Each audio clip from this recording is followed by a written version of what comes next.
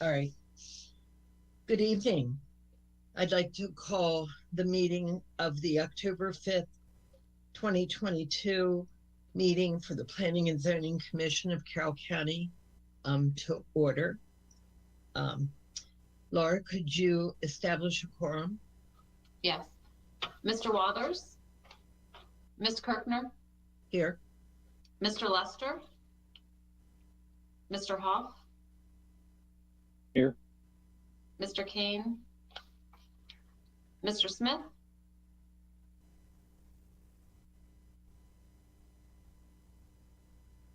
Mr. Smith?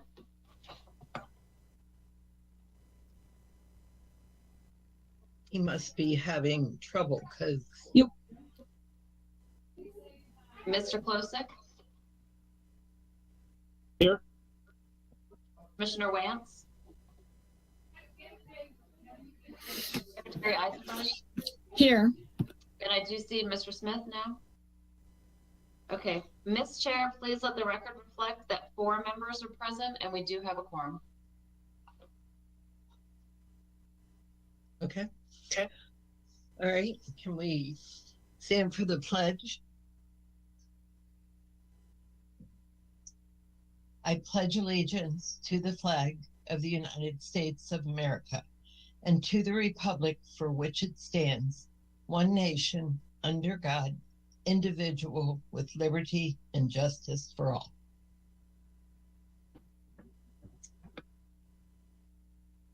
Okay, Secretary Eisenberg, do you want to do your administrative?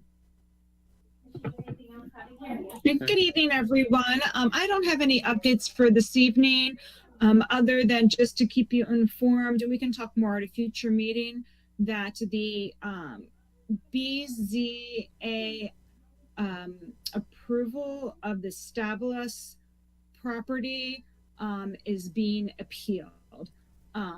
So we will keep you informed as to what happens in that case moving forward, just because your original decision was to deny. BZA overturned that and approved the site plan. So now that approval is being appealed to the circuit court as a judicial review. So we'll keep you posted as that develops, just so you're aware. But other than that, we have for you the transportation plan this evening, and this is something that we have been doing over the last year or so, but now we're going to ramp up now that we're finished all of our comp rezoning work and move that forward in the process. So that's all I have, Madam Chair. Thank you. Okay, thank you. It seems that I skipped over the review and approval of the agenda. So would somebody like to make a motion on that? I'll make the motion that we approve the agenda. I saw Stephen seconded. Okay. Are there any all in favor? Aye. Okay. Any opposed? Okay, it stands approved then. Okay. Mary Lane, can we start with you for your transportation master plan? Thank you.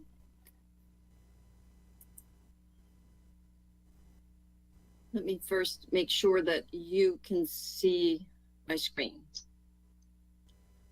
Yeah, if it could be a little bigger, it might be. Ooh. But we can see it. On my screen, it's as big as it gets. Let me. Okay. Janice, you might be able to change your settings as far as how you view the audience. Gotcha. I got it. But it looks good, Mary. We can see it. Thank you. Yeah. Okay.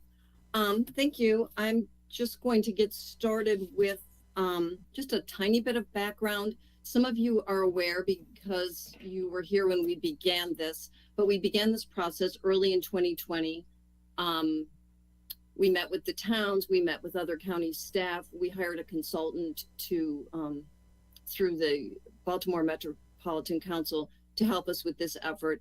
So we have been to the Planning Commission several times with updates, and we are nearing completion of the plan. So we wanted to provide you with an introduction to what all the chapters will be, what you can expect to see over the coming months.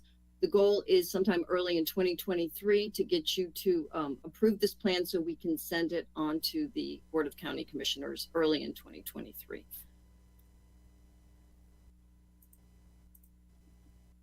Okay, I'm just going to start with a little background. The purpose of this plan, it is implementation of the Carroll County 2014 Master Plan, which was amended in 2019. Transportation goal number 7 was for enhancement of how the county travels, was to provide a safe and functional intra-county transportation system that promotes access and mobility for people and goods through a variety of transportation modes. In furtherance of this goal, one of the principal transportation-related recommendations was to update the 1962 Major Street Plan with this countywide transportation master plan. And believe it or not, that has never been done since 1962. There have certainly been many plans and programs and efforts, but this is the first time we're looking at it on a countywide basis. This is a crucial step in recognizing the changes that have occurred over the past 60 years and implementing the county's land use plans. So the first 4 chapters, and we'll just briefly go over what these will be. These are background chapters. And I should also say we've looked at, you're gonna see a different format for this plan than you're used to seeing with our plans, which are traditionally rather word heavy. So the format of this plan, it's going to be different. It's going to be more illustrative. There's going to be more maps, illustrations. We're trying not to make it a 250-page plan, but really just get to what we need to say and what makes it easy, user-friendly and really easier for the person that is trying to read it. So the history of transportation in Carroll County, we'll just do a brief explanation of that in the introduction. And this is the original 1962 Major Street Plan. And this was developed in recognition of the influence of the automobile with the express purpose of interconnecting the network of state and local roadways that would provide access and mobility for residents throughout the county and its 8 municipalities. A principal focus of that plan was the construction of bypass roads around several of the incorporated towns, particularly those whose main streets were state highways. As you know, some of that has happened, some of that has not. These bypasses, in conjunction with local collector road construction, were expected to divert heavy traffic from the historic towns and create economic development opportunities throughout the county. This was set forth in the 1962 Major Street Plan, and it has remained really the focus of Carroll's transportation planning efforts ever since. And also included in Chapter 1, the introduction, will be a vision, which is required of all plans, and this will be consistent with the goals and objectives of adopted land use plans in the county. So Chapter 2, again, a background chapter using what is available. It's not even all available yet, but the 2020 census data, the key metrics that are relevant to transportation needs. And these are population, the age of the population, household size, housing values, income, education, and jobs, particularly employment and commuting characteristics. Chapter 3 will talk about other transportation plans, and it's important when we get started to understand that this transportation plan is intended to be a comprehensive analysis of the road network and the improvements which are necessary to accomplish the long-range vision set forth in the plans. It includes, as I said, a vision, analysis, and recommendations for roads in Carroll County. It does not include other modes of transportation. It's not saying that we do not believe those other modes of transportation are important, but the focus of this plan is simply a roads plan. So we will be pointing out the other plans, and there are a number of them that you're, I'm sure, pretty aware of. There is a 2019 transit development plan that the county commissioners adopt every 5 years. The 2015 Regional Airport Master Plan, the 2019 Carroll County Bicycle Pedestrian Master Plan, which you approved several years ago, that has not actually been adopted by the commissioners yet, but that will be incorporated into, we'll be bringing that with this plan so that they can take one action. Recently, they approved just this spring the Strategic Safety Plan, which is a plan required by the state, and it's a plan to reduce the number of traffic-related crashes, injuries, and fatalities using a comprehensive yet strategic approach. And then finally, a shorter range plan, which is our CIP. That's a 6-year plan for the construction of capital projects in the county, including roads and bridges. For regional plans, there is through the Baltimore Metropolitan Council, with the assistance of members, including Carroll County, a fiscally constrained regional long-range 20-year transportation plan. We are currently in the process, and that is everything. That's not just roads, that's transit as well. In the process of updating that will be adopted by the BMC board probably next spring. At the state level, there's a highway needs inventory, and that's a fiscally unconstrained technical reference. It includes many, many roads throughout the county. And then there is also the Maryland Transportation Plan, which is a 20-year mission for transportation in the state. And again, the Consolidated Transportation Program, which is similar to our CIP. It's a 6-year capital budget. Also, all of the municipalities have their own, with their own planning and zoning authority, they're responsible for the adoption of their own comprehensive plans, and these include transportation elements. And if we didn't say it before, we did work closely with them in our plan so that this new transportation plan will be consistent with all the municipal plans. The last background chapter is just existing facilities, informational only. This will include a table such as this. I don't think this is quite finalized yet, but of the different types of roads, the mileage of those roads, and then a map showing all the different roads. So again, those first 4 are background chapters. Really, the foundation of the plan is going to be chapter 5 and chapter 6. And chapter 5 is the transportation corridor and sub-area analysis. And in 2020, as I said earlier, the county, with the help of BMC, had a transportation corridor and sub-area analysis completed for the entire county. This corridor and sub-area analysis provides a framework for recognizing that the long list of previous studies and identified priorities in each of the county's main corridors need to be organized into a rational framework. That was our goal. The county, municipal governments, and MDOT have identified through different planning processes more than 100 potential transportation improvements. So our consultant reviewed these 100 potential transportation improvements and identified, and I underline this because you'll be seeing this through our discussions with you, the most promising potential improvements, which will have a broad public benefit, improve mobility, and are critical to economic development. Unlike our master plan and municipal master plans, it's not exhaustive, again, of all transportation improvements which are necessary. It does not rely on the major street plan as a starting point. This was a fresh look. It also does not consider projects which have as their primary focus development projects or opening up new land to development within DGAs. This was based on the adopted plans. So really, when we began this process with the consultant, the fundamental choice was, faced with limited funding at the municipal and county levels and state investments which are focused on major interstate bottlenecks in the metropolitan area, we can either, and this was their words, but I thought they were good ones, focus on winning state investments in projects which cost hundreds of millions of dollars and hope that one or more advances through the gauntlet of planning, engineering, permitting, and construction. And as I'm sure you know, that's a very competitive process throughout the state. And to get some of our major, if we don't look at them as breakout projects, to get these major projects even in the CTP is extremely difficult. So underlined is the choice that was made to focus on slightly more near-term incremental improvements that improve local mobility while gaining some larger countywide benefit. And it identifies, again, the most promising potential improvements to improve traffic congestion and support economic development. And it's fiscally responsible and conscious of project delivery constraints, such as environmental impacts and right-of-way acquisition. So it was, I guess in other words, it was more of a down-to-earth look at what could actually be accomplished in this time frame. And priority was given to operational improvements, breakout projects, and phasing strategies that could actually be implemented in the 20-year time frame. So the 6 corridors included in the analysis, and these are not just the municipalities, but the greater area of these: Eldersburg, Sykesville, Finksburg, Hampstead, Manchester, Mount Airy, Tawnytown, and Westminster.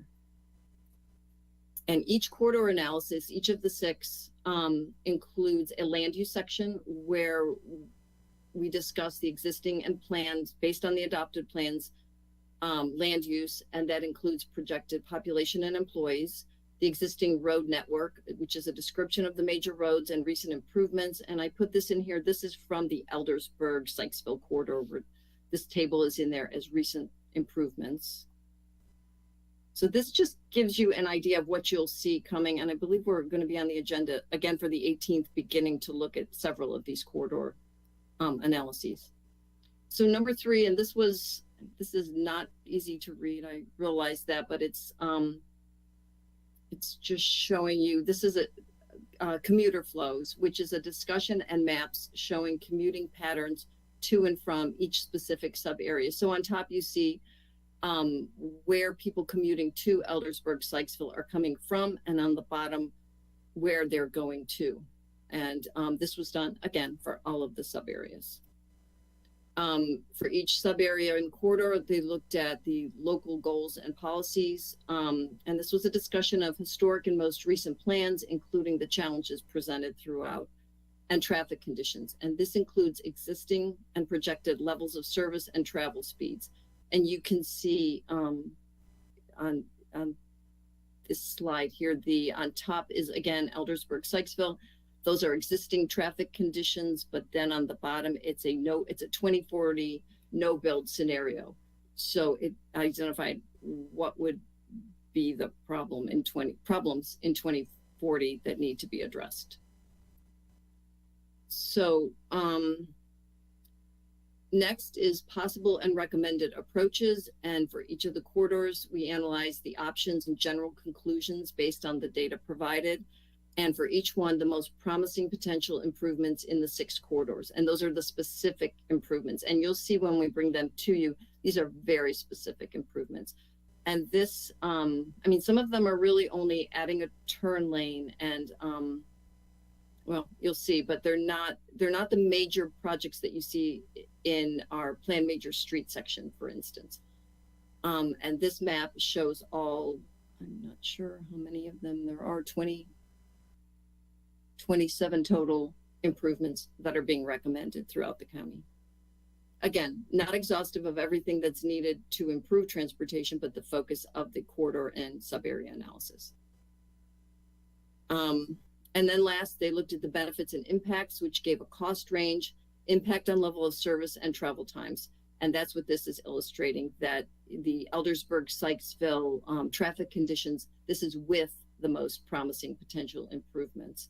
We will get into, when we discuss these with you, we'll get into the very specifics. You can see by some of the red intersections or red areas that every problem has not been solved with this. That would take probably the bigger picture improvement, but you can see that some improvements have been made and they were probably doable in the time frame. So chapter 6 is also a very important part of this plan. It is the planned major streets. And just as a background, an inventory of state planned roadway projects, county and municipal planned major streets, and planned roadway connections has been listed in Carroll County Master and Comprehensive Plans since the beginning. These serve as a guide for necessary transportation improvements and connections as the county develops. So all these projects have originated in one of these state or local planning documents. The alignments, and you've seen these when you've seen development review come to you, they're generally for planning purposes. They connect A to B, basically. The exact alignments are determined at the time of design. So these are very rough, but they're showing what connection is needed. So projects such as resurfacing, minor intersection improvements, traffic signing, lighting and signalization, and bridge rehabilitation and enhancement projects are not included on this list. So over the past 18 months, planning staff, with the help of the towns, as well as the public works staff and development review staff, assessed the planned major streets and roadway connections, which are included in the county and municipal land use plans.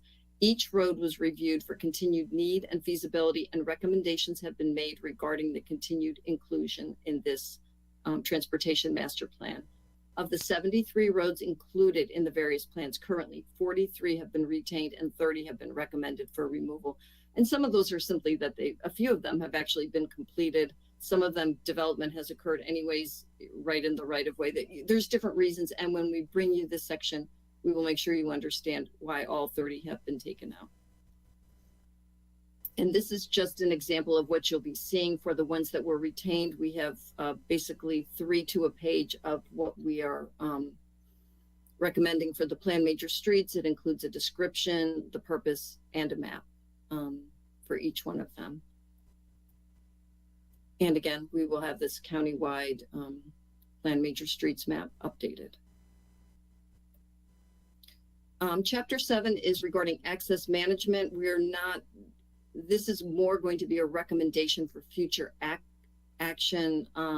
In the late 2000s, SHA identified roadway corridors in Carroll County that could benefit from corridor-wide access management concepts. 26 and 140 were the 2 that were identified. These have not been implemented in a deliberate manner, nor are they legally binding, and there's no corridor level agreement on how and where access should be provided to new development projects. So this plan will recommend the convening of a corridor level access management planning process involving the state, county, and the municipalities. We're also going to have a short chapter because this is a long range plan on emerging trends, alternative and future modes of transportation. This will be a very short section, but we felt it was important to at least include it. It includes electric cars and buses, autonomous and semi-autonomous vehicles, delivery robots, electric bikes, and scooters. Chapter 9 will just be a summary of the findings and recommendations, pretty much related to the most promising potential improvements in the 6 corridors, as well as updating of the plan major streets. And then an implementation process. This chapter will lay out and prioritize the actions necessary to implement the recommendations in Chapter 9. And the prioritization is an important step in this plan. It's an important part of this plan going forward. So we'll have 3 appendices. The first one is citizen outreach. You may recall that in 2021 and early 2022, we conducted surveys to solicit public input. We were pretty happy with, we got 200 people roughly responding to each survey, and we got some good input. And we did present these to the Planning Commission, those of you that were on the commission at the time. And it was really the one thing we did realize with both of them is they validated what we already thought we knew, and also what the consultant study with the data actually showed. So that was good to hear. We'll also have Appendix B and C, which are 2 of the important studies. I won't go into this, but in 2018, there was a Maryland 32, it's called the Pell study, Planning and Environmental Linkages study, that looked at that corridor. And then SHA in 2020 conducted a Maryland 26 corridor study. And these were the part of the basis of the consultant study for the Eldersburg-Sykesville area. So these will be available in Appendix B and C.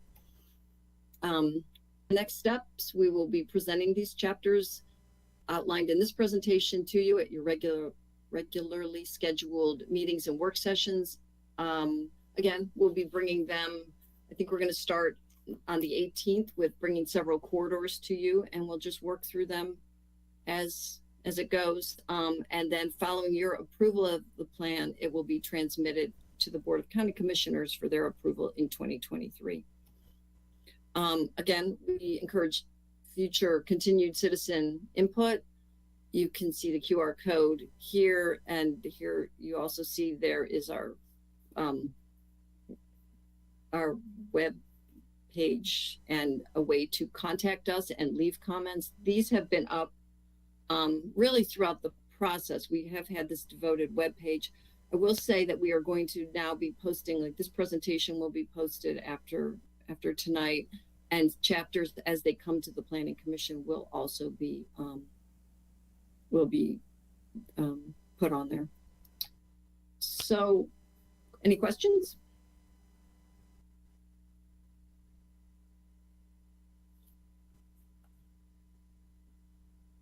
I'm good. Nice job, Mary. Thank you so much for giving such a thorough presentation about what we've done since last, to kind of catching everybody up.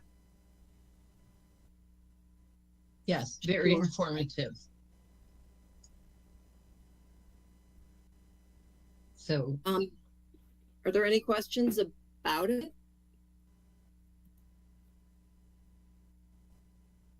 I think we'll probably have some when we get a little deeper into it.